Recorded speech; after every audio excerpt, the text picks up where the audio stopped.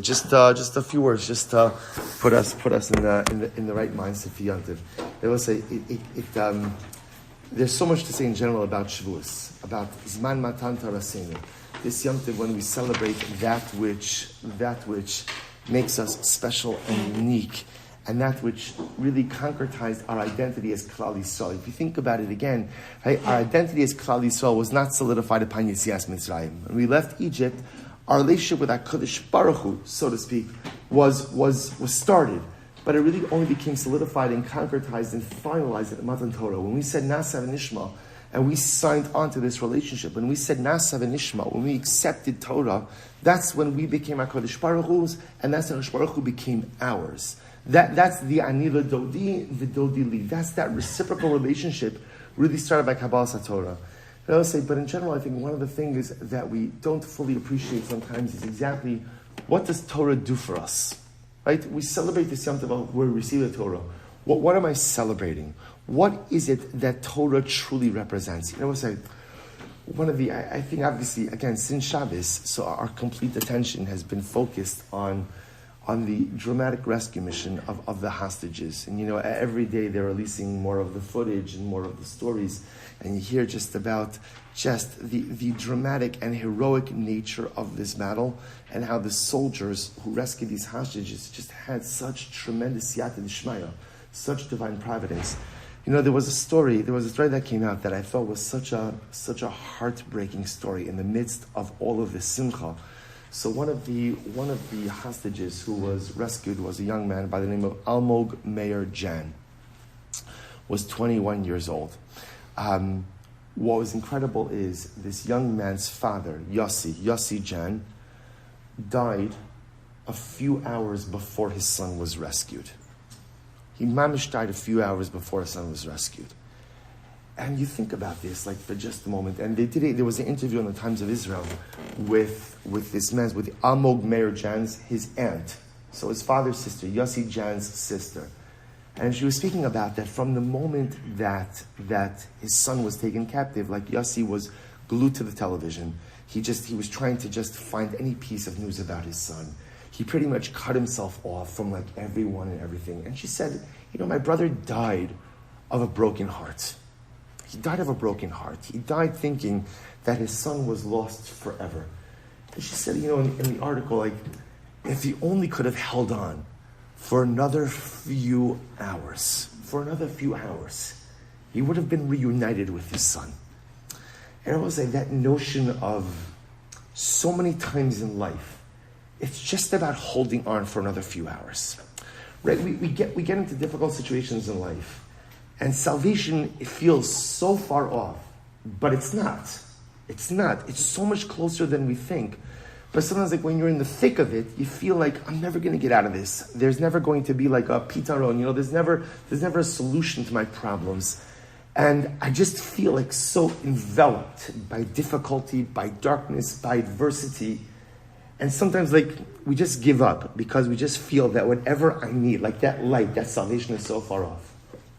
And I will say, what we don't realize is the power of Torah. What does Torah give us? What does Torah give us? Torah gives us, David HaMelech said it best, right? What did David HaMelech say? Lulei sorascha shashuai azavadati ba'ani. HaKadosh Baruch Hu, had your Torah not given me delight, right? Delight. Really, had your Torah not given me strength, az avadati ba'ani, I would have perished in my suffering. I would have perished. I would have been gone long ago. Torah gives us staying power. Torah gives us strength. Torah gives us the ability to hold on. But I will say, how are we here after thousands of years of overwhelming adversity? How are we here after thousands of years of persecution? How are we here after thousands of years of just the worst brutal mistreatment at the hands of mankind? I will say, you know, and it doesn't stop. The mistreatment. So, like, you know, there was an interview, I think it was on CNN, where, I don't know, one of these people are just like poor excuse for human beings, was conducting this interview with someone in the government, and they were talking about the high Palestinian, the high civilian casualty rate. And this imbecile asked this person in the government, did the army warn the civilians before they went ahead and they rescued the hostages? And this person, I forgot who it was, like one of the spokespeople, with full composure, like such a mensch said, probably if we warned the people that we were coming in to get the hostages, they probably would have executed the hostages, would have defeated the purpose. But this is who we deal with. This is who's on the other side of the table.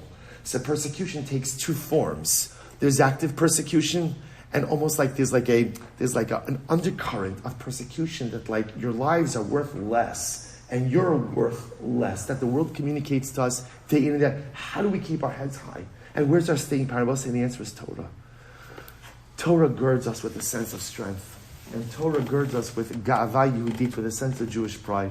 And Torah gives us a sense of purpose. And Torah gives us a sense of connection. And Torah gives us a sense of divinity.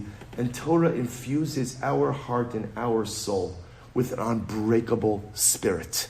It was true for David HaMelech, Lulei Soras Chashashuai, as Avadati Ba'an Yechidish Baruch Hu. Had you not given me your Torah, I would have been lost long ago. Because I would not have the strength to stand up to everything the world throws our way.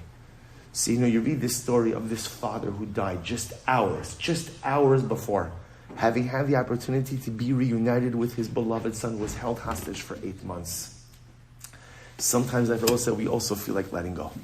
Sometimes we also feel like, are we ever going to navigate out of this unending maze of hatred and animosity and barbaric behavior? But then the Yom Tov of Shavuos comes along. Then the Koach of Nasa V'Nishma comes along. And I'm both saying, the stronger we want to be, the more Torah we have to learn. The more we delve into this, the more we lose ourselves and immerse ourselves in the Yam Shel Torah and the Sea of Torah, I both say the stronger we are. Torah doesn't just arm us with knowledge, doesn't just tell us what to do and what not to do. But Torah gives us the strength to continue to navigate through life. Torah gives us the strength to continue to keep our heads held high. Torah gives us the strength to continue to hold on. We should be Zochem Sheminis Yom Tov Shavuos to renew our commitment, to renew our relationship, to immerse in the beautiful waters of Torah even just a little bit more. And that's chus. May we be girded with the strength to continue to be successful and to hold on, to continue to hold on until that great day, that great day of Mashiach, that great day of Geula, and may we be zocheh to it. Amen.